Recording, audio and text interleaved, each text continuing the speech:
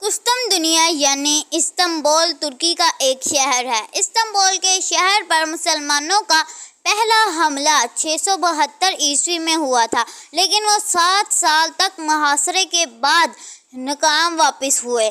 اس محاصرے کی تاریخی اہمیت یہ ہے کہ اس میں جلیل القدر صحابی حضرت ایوب انصاری رضی اللہ تعالیٰ عنہ شریک ہوئے تھے۔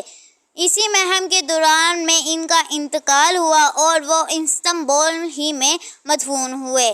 استنبول کی فتح مراد الثانی کے بیٹے محمد ثانی کے لیے، جسے محمد فاتح بھی کہا جاتا ہے، مقرر ہو چکی تھی۔ سلطان محمد فاتح نے 1452 میں شہر استنبول پر پوری منصوبہ بندی کے ساتھ حملہ کیا۔ 29 مئی 1453 کو استنبول پر مسلمانوں کا مکمل قبضہ ہو گیا۔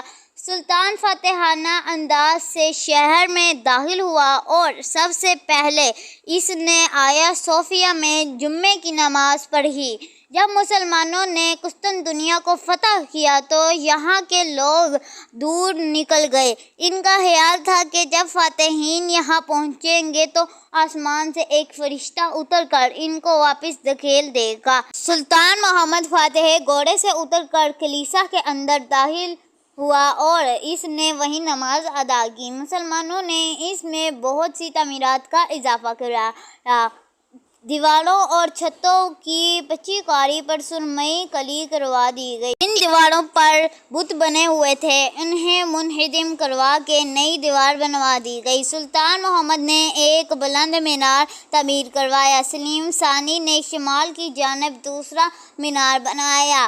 مراد ثالث نے باقی 2 مینار اور مرمت کا سارا کام مکمل کروایا۔ اس نے صدر دروازے کے پاس اندر کی طرف سنگ جراحت کی 2 بڑی بڑی نالیاں بنوائیں اور وہ 2 بڑے چبوترے تعمیر کروائے جن پر بیٹھ کر قرآن پاک کی تلاوت کی جاتی تھی۔ آیا صوفیہ کے برابر قبرستان ہی میں اکثر عثمانی حکمرانوں کے مزار واقع تھے۔ سلطان مراد الرابع نے مسجد کی حالی دیواروں پر خطاط مصطفیٰ سے بڑے بڑے سنہرے حروف میں آیات قرآنی لکھوائیں۔ محمد اول نے 1754 میں وسیع چھت کا سلطانی راستہ، ایک خوبصورت فوارہ، ایک مدرسہ اور شمال میں ایک وسیع دارالطعام بنوایا۔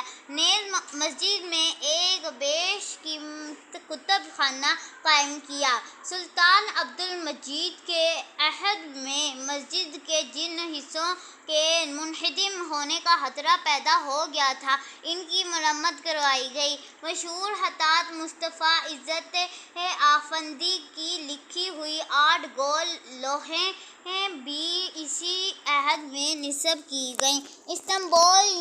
استنبول یا قسطنطنیہ کی ایک بہت بڑی خصوصیت یہ بھی ہے کہ اسے مساجد کا شہر کہا جاتا ہے، جہاں عثمانی عہد کا طرز تعمیر اپنی پوری شان و شوکت کے ساتھ جلوہ گر ہے۔ یوں تو پورے شہر میں تقریباً 500 مساجد ہیں، لیکن اسلامی فن تعمیر کا اعلیٰ نمونہ سلیمانیہ مسجد ہے۔